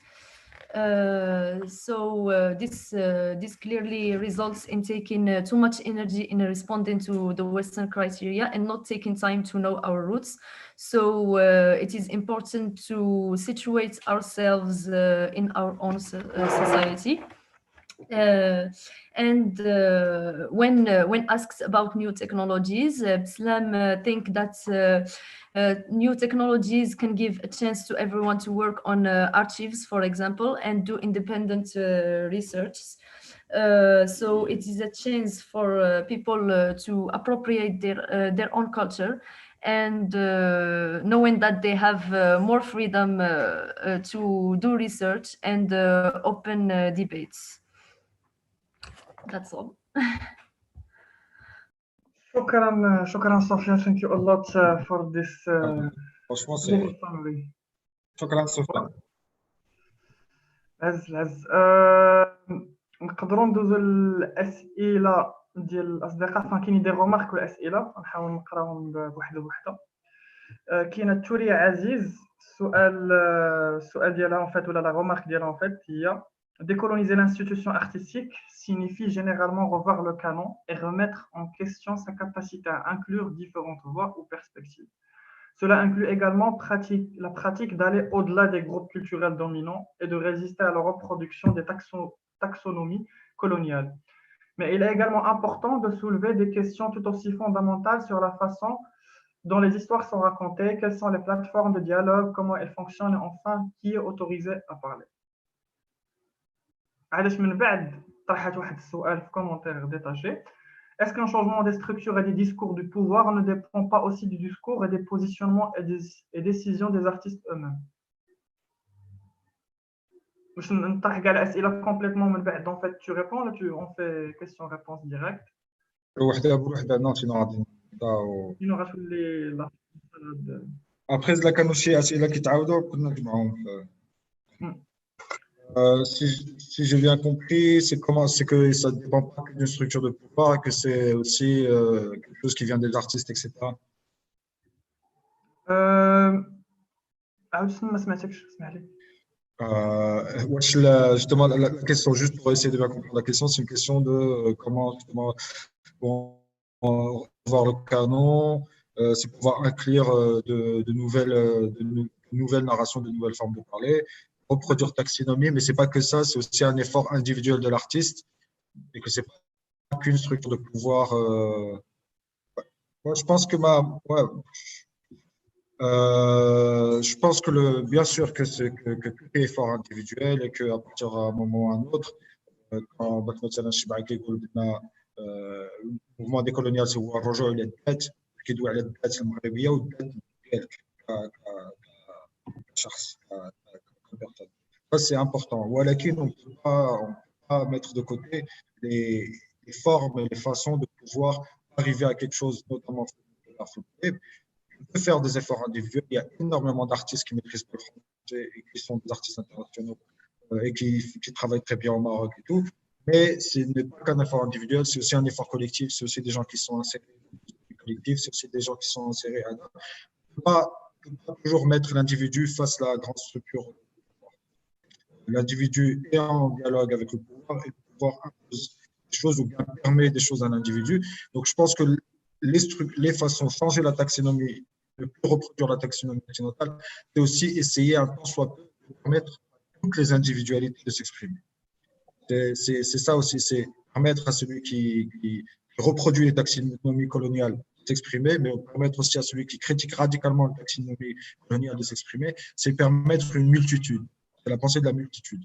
Comment essayer justement de multiplier les formes de faire, multiplier les façons de faire pour pouvoir arriver à des choses. Quand tu as des structures de pouvoir, dans le monde de l'art, les structures de pouvoir, les structures de domination qui se passent par les appels à projets, par la notion de classe, parce que l'art au Maroc, c'est une classe sociale particulière qui domine. Donner la possibilité à la multiplicité, c'est une façon justement de sortir la dualité individu, structure de pouvoir, etc. Donc, moi, je suis complètement d'accord qu'il faut revoir le canon. Il y a un autre truc, l'anthropologue marocain Zakaria Rani, qui est aussi très critique de la décolonialité et du post-colonialisme, qui dit qu'on ne doit pas s'inscrire complètement en rupture avec ces choses-là. On doit se mettre dans une continuité critique. Et la continuité critique, c'est quoi? C'est essayer de lire ce qui a été fait, de critiquer radicalement et de s'inscrire dans sa société. Parce qu'il dit autant le colon, il essentialise le colonisé, il le supprime, autant la pensée décoloniale crée l'être indigène qui n'existe pas, le refoule. C'est-à-dire qu'on crée la personne qui n'existe pas dans le réel de la réalité de la société. Et donc voilà, il faut faire attention à revoir le canon, mais aussi se poser dans une continuité par rapport à ça. Je ne sais pas si j'ai pas répondu à la question. Oui, totalement en fait, totalement. أنا نحاول نطرح تساؤل آخر ديال بشور حمزة. أنا صيفطو لك في لو لين باش كنت تكون عندك فيزيبيليتي ما تكونش غير كتسمعني كتشوف وكتسمع. Est-ce que c'est possible d'arriver à décoloniser l'art à tel point que c'est possible de réaliser un art qui s'inspire de différentes cultures ou nationalités, a cross-cultural form of art? Justement, le décoloniser l'art, je me répète, mais décoloniser l'art, c'est justement essayer de réinventer des formes, de réinventer des façons de faire, de réinventer des hadas, et que justement, que ça ne soit pas que dans une logique nationale ou que dans une logique, que ce ne soit pas que dans une logique urbaine ou dans une logique rurale, mais que ça soit justement dans une logique qui puisse transcender les questions ados, où c'est tellement possible, en fait, décoloniser les arts, c'est justement essayer de s'inspirer d'autre chose qu'une façon de faire. Et une façon de faire qui est une façon de faire qui est imposée par des logiques coloniales et par du discours colonial et par la puissance coloniale. C'est au contraire, le cross-cultural form of art, c'est vraiment quelque chose qui doit exister. Il y a l'autre pendant du discours de différentes cultures, le multiculturalisme, l'universalisme, etc. C'est que aussi ça dilue la spécificité individuelle et personnelle. En fait. Au-delà de pouvoir créer quelque chose de cross-culturel, partir de soi, partir de sa réalité, partir de sa société, mais ça ne veut pas dire forcément parler que de la réalité de la société, c'est partir de la réalité pour créer un imaginaire, c'est partir de la réalité pour créer une fiction, c'est partir de la réalité pour totalement la distendre, la retourner, la critiquer, moi je pense que justement le décoloniser, c'est donner la possibilité aux multiples, et donc donner la possibilité au croisement des cultures, donner la possibilité à la friction des cultures, à l'affrontement des cultures, à la lutte entre cultures pour vraiment sortir quelque chose de nouveau en fait. Décoloniser les arts, c'est juste sortir quelque chose de nouveau. Oui, شكرا سليم. شكرا اسلام. Je voudrais juste en fait rajouter غير un commentaire اللي عندي انا صراحه شخصيا en fait par rapport à cross cultural art وكذا. هو الاشكال ان فيت هو انه بارفوا نقدروا نلقاو ان فيت شي حاجه ان فيت سو لي جيل او انه كوم كوا ان فيت راه لي كروس ناشوناليتيز واللعيبات، ولكن ان فان دو كونت كتلقاو ان فيت ان راه داكشي كامل داير ان فيت على لي زوكسيدونتو. كتلقاو ان فيت لي زوكسيدونتو ان فيت هما اللي شدوا جمعوا حكا اجي نكونوا ان فيت ان بو ديكولونيو اكسيتيرا اكسيتيرا، وكتلقاو ان فيت داكشي داير على سميتو. دوكو واخا كتلقى باغ اكزومبل شي مانيفيستاسيون ارتستيك ولا شي حاجه، ولكن كتلقاها جينيرالمون ان فيت ان با فورسيمون اوثنتيكمون ان فيت décoloniale parce que اصلا l'initiative en fait elle n'a pas été prise en fait par les personnes concernées, elle a été prise par des personnes foraines pour معرفتش racheter une conscience ولا شي حاجه qui ils font en fait en sorte à organiser واحد الحوايج qui se considèrent décoloniales. Donc c'est vraiment très délicat en fait de prendre position par rapport à هذا البلان. السؤال الجاي جو ناخذ ديال الميري سليمان، الجاليه الفرنسيه اصدقائنا كذا. قالك لي فاي ديال الدول الجنوب واش خصو يدار بان ديكولونيزاسيون ديال ليستوار لا كولتور ولا هذا الشيء كياخذ بزاف ديال الوقت وبزاف ديال الانرجي، واحسن طريقه هي نكونوا واعيين بهاد لا سيتوياسيون ونبداو فريستار بلي زاكي كولونيو مي اون كونسيونس ديكولونيال. زوينه هذه عجبتني انا هذه الميكرو عجبتني هذه ديال جوستومون فريش ستارت باكي كولونيو بين كونسون دي كولونيال. جو بونس هادشي اللي كنديرو حنايا دائما حنا كمغاربه ولا حنا كندولوا مع هذه القضيه ديال الكولونيال وداكشي بدنا دائما ما خصناش نبقاو انكريتيكيو ونبداو عاوتاني من الزيرو. لا خصنا نكونوا راسنا بواحد الكونتينيتي كريتيك اللي غادي تخلينا ندعو من القدام. ولكن انا ما كيبانش ليا الا بدنا الخدمه في نزع الاستعمار ما كنضيعوش الوقت. دابا ما كاينش ضياع الوقت فيها، حيت كنربحوا ليه الوقت من بعد. حيت الوقت اللي كتنزع الاستعمار من الدماغ ديالك كيحل لك واحد الابداع من بعد اللي غادي تربح فيه بزاف ديال الوقت باش تبع راسك انت الحداثه ولا خصنا ندوي على التراديسيون ولا فهمتي. عاوتاني باش كنبقاو في هذيك لي كونسيبت كنضيعوا بزاف ديال الوقت. انا بالنسبه هذه زوينه فريش ستارت ماشي بلي زاكي بلامبوزيسيون كولونيال. اما هذا ونعرفوا بان كانت امبوزيسيون ونبداو بين كونسونس دي كولونيال. هي هذا المنهج ولا هذا السؤال ولا هذا البروبليماتيك ولا هذا التساؤل اللي عندي واش ممكن نطرحوا بطريقه اخرى بعدا من المجتمع. هذا سهل وكتحل جوستومون بزاف ديال الخدمه وكتحل علينا بزاف ديال الحوايج. وكان بانت لي هذا السؤال هذا زوين. الكونسونس كولونيال وعي ديكولونيال وعي الناس تاع الزعم مزيان. شكرا اخويا سليمان رشدتي لي شي حاجه العز. باج جو بونس كنشكركم على هذا النقاش. عندي سؤال: واش كاين تجارب فنيه في العالم اللي قدرت تحرر من اتباع النموذج السائد بمنظور استعماري للنجاح فنيا وقدرت انها تفرض راسها في المغرب؟ كيفاش يمكن لنا نوصلوا للا استعماري اللي قدرنا نسميوه؟ المهم ما عرفتش واش حضر لا رونكونتر كامله مي اون ديجا سيتي. لكن في المغرب انا مثلا عندي واحد البلاد اللي انا حاطها كنموذج كيبان لي بانهم وصلوا لشي حاجه. المكسيك مثلا. المكسيك كيفاش مثلا كيسموها با لي بوبولاسيون ديجين كيسموها زعما الامازيغ ديالهم كيفاش فرضوا راسهم كيفاش دخلوا في واحد النقد راديكالي ديال الاستعمار الاسباني واللي بقى حيت هما استعمروا هذه 500 عام كلهم. وبان التجارب ديال المكسيك التجارب ديال لافونغارد مكسيكان ديال دييغو ريفيرا ديال عندك فريدا وداكشي. الفن الحديث المكسيكي الحديث دابا الفن المكسيكي اللي كيدار في النواحي ديال عند زاباتيست هذاك الموفمون اللي حاول يخلق واحد الاوتونومي في واحد التيريتوار. راه وصل شي حاجه انا بالنسبه ليا. وكجاريه في الامريكان كاين واحد الفن ديال لا دياسبورا امريكان ديال المكسيك نموذج. وكان ممكن بعض نتفقوا دي ريفيرونس. ولكن المكسيك نموذج ديال باش شعب استعمر 500 عام باش حاولوا يخرجوا بواحد النقد راديكالي في لي فورم ديالهم وفي لي فاسون فير ديالهم.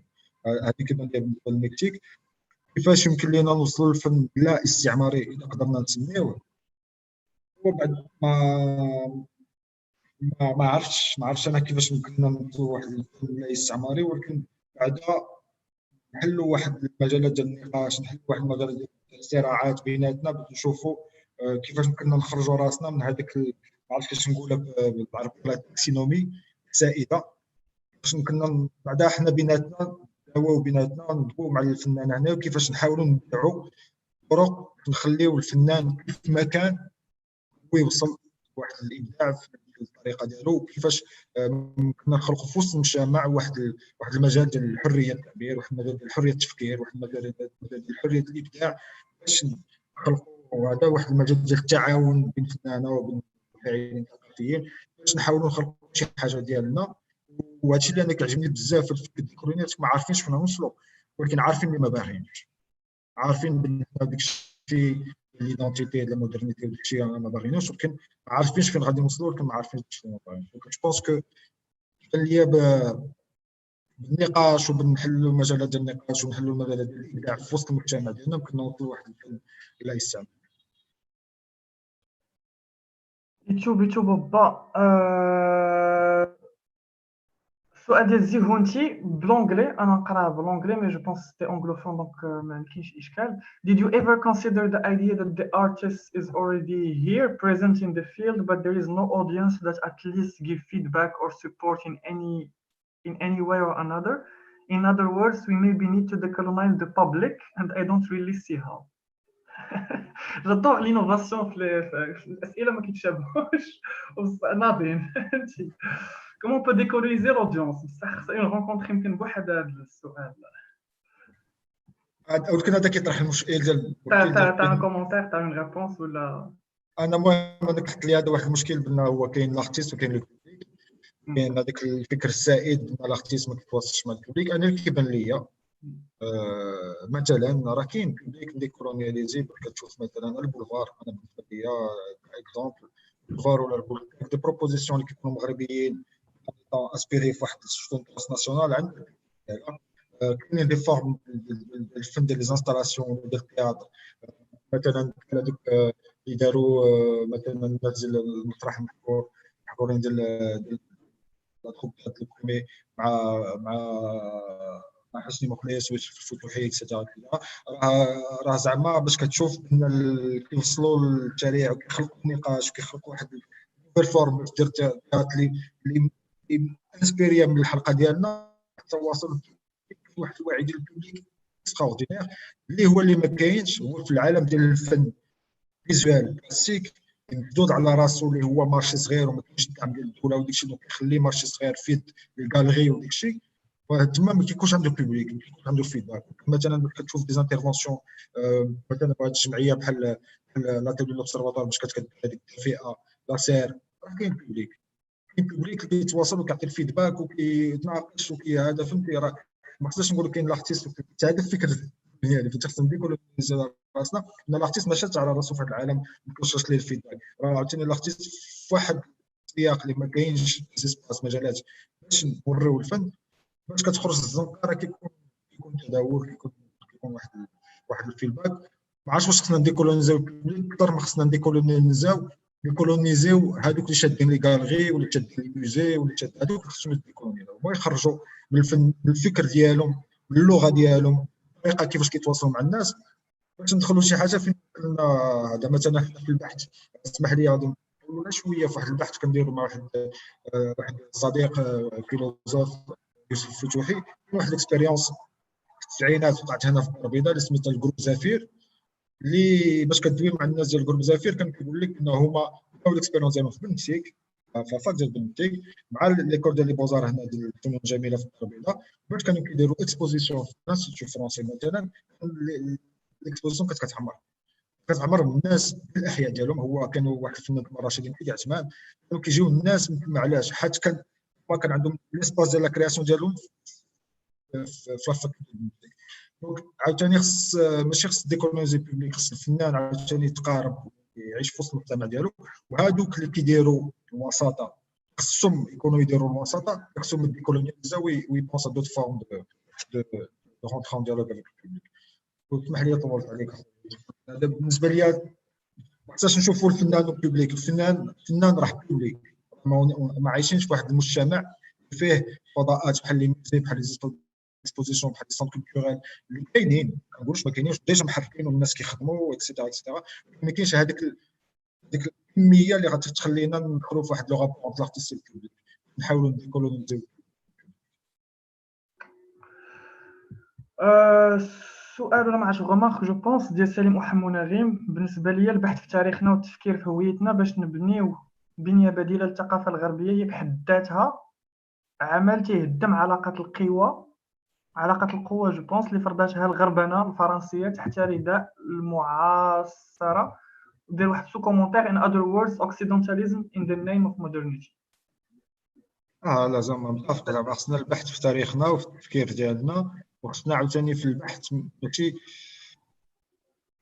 ماشي غير البحث في النظريات، خصنا البحث الميداني، خصنا نسمعوا. راه كاين مثلا غير في تاريخ الفن في المغرب راه كاين بزاف ديال لي زيكسبيريونس اللي داروا، التجارب اللي داروا المغرب اللي كيحاولوا يخرجوا ويخلقوا شي حاجه جديده بالنسبه لهذيك الواقع اللي كيكونوا فيه. واش كتبحث فيهم راه كتقول راه حنا في المغرب ماشي كلشي. غير هاد ليدي هادي ديال البحث رجعوا روندر ديسپونيبل للناس، زعما نقول لك المهم نقول لك ماشي غير مكتوبه، المهم حاول ديسپونيبل للناس باش حنا نقولوا لراسنا راه حتى حنا عندنا تاريخ الفن. شنو ندوي حنا على بيكاسو وداك الشيء، حنا عندنا ديالنا اللي داروا هذا واللي مشاو تحرقوا واللي دخلوا الحبس حبسوا واللي حاولوا يديروا شي حاجه في هذا المجتمع، باش نخلقوا واحد لوليا واحد لا جينيالوجي اللي غتخلينا ندعو من الواقع من داخل الواقع ديالنا المجتمع. وانا متفق معاه بان باش ندير واحد البديل بالنسبه للثقافه الغربيه خصنا نداولوا معاها، خصنا ندويو معاها، خصنا نناقضوها، خصنا ناخذوا من عندها شي حوايج، خصنا نردوا ونخرجوا حوايج، ولكن خصنا نبحثوا التاريخ ديالنا، خص البحث. والمجتمع بلا بحث راه كيخلق هذيك الجهل، هذيك لينيورونس، ماشي الجهل ديال القرايه ولا شي حاجه، الجهل ديال شنو وقع من بعد. لا بوسيبيليتي باش نقولوا لراسنا راه داروا، وبلاصه انا نمشي نتانسبيرا من شي واحد اللي ما عايش في الواقع ديالي يمكن نتانسبيرا منه، ولكن مثلا راه كاينه ليكسبيرونس. انا في هذه ليكسبيرونس اللي خدام عليها في لوبيتال، انا باغي مثلا في الطلبه لا بسيكياتري في المغرب يقولوا كيف على لونتي بسيكياتري ولا العلم ضد البسيكياتريه، ولكن واحد الطريقه ديال كيفاش يمكن لك تسمع لا سوفرونس ديال الناس قراو عليها في اوروبا، كانوا التجارب هنا في المغرب.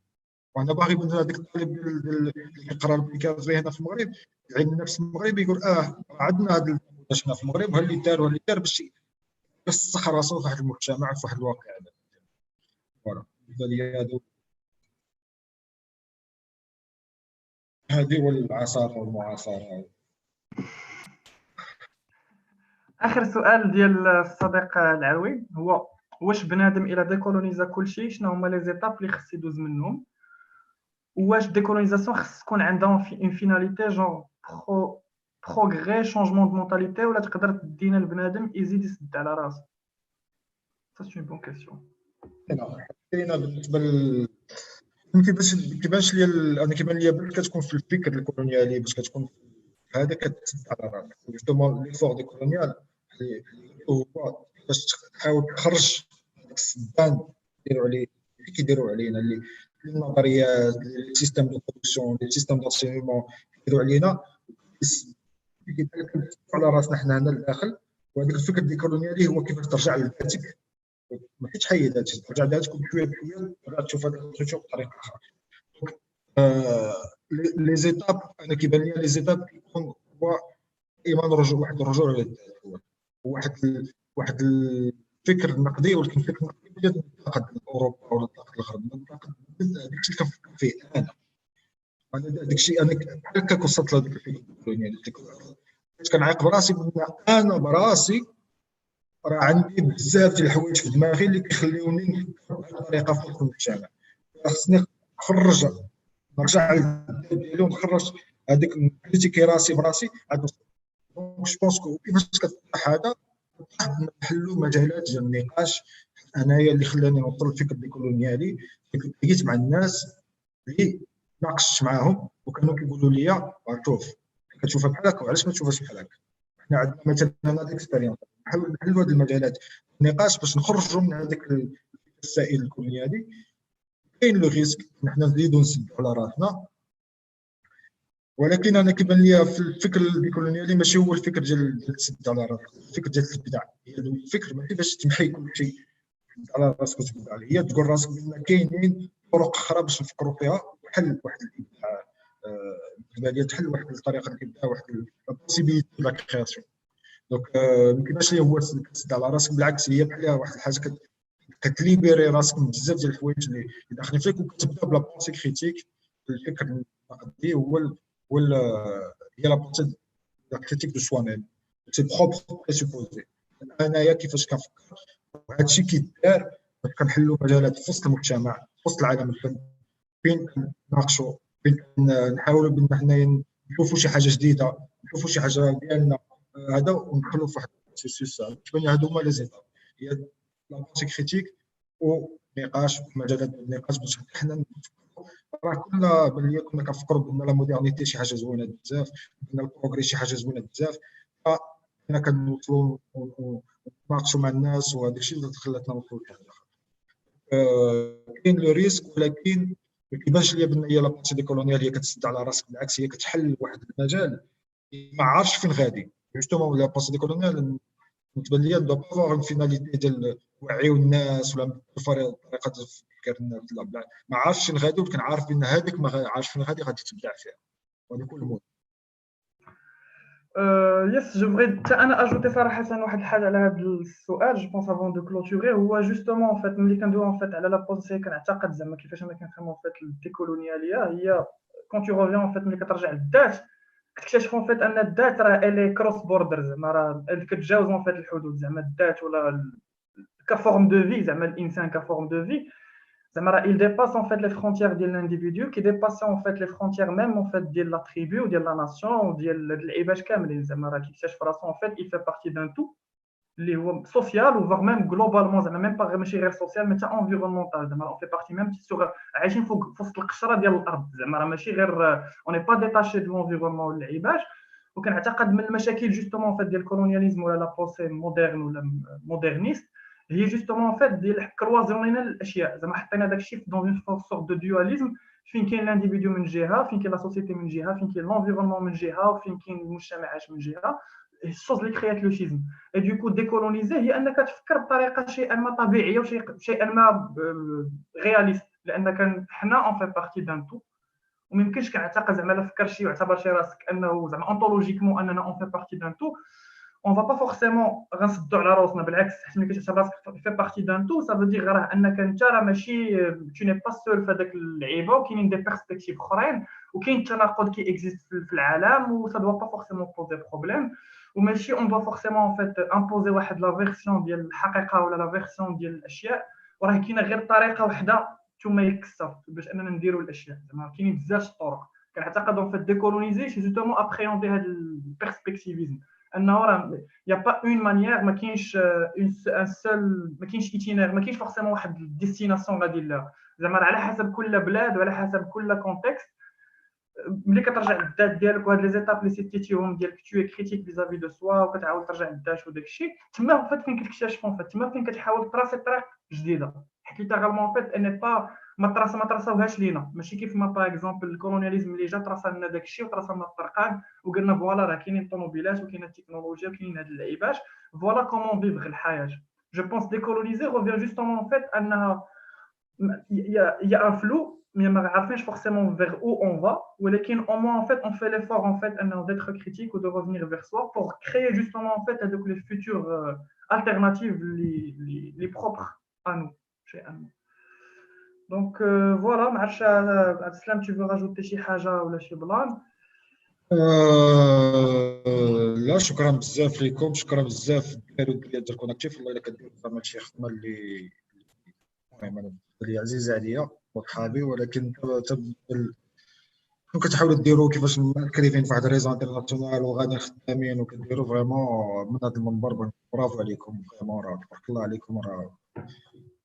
فهمت، راه كنقول انا فرحان بان نقول انا في بلادي كاينين الدراري ديال كوناكتيف، كنحطهم كاع اكزومبل في وما كيدوي واش كاين الدريد كاينين الناس اللي كيخدموا وكتوريو بان كاين واحد الشباب اللي واعي كاين واحد الشباب اللي باغي يقلب على المعرفه كاين وما كاينينش بوحدكم هوزمون كاين بزاف الناس المهم لو بليز امبورطون هي نخلقوا مجالات ديال النقاش كيفاش حنايا يمكننا فوالا ناقشوا بيناتنا نحلوا هذيك المجالات ونخلقوا شي حاجه اللي يمكننا نبيعوا فيها بطريقه حره البلاد اللي ما كتخليناش نبيعوا بزاف بطريقه حره ولكن هوزمون كاينين كل شكرا ليك يوسف شكرا صوفيا شكرا ليوسف عروي وان شاء الله على بروجين and thank you for the people who stayed even if we didn't spoke English شكرا شكرا بزاف عبد السلام على على الانترفونسيون ديالك اون فيت على سكو تو دي اون فيت على كوناكتيف المهم كنحاولوا نديروا ما امكن كيسكون بو فار اون فيت والكمال على الله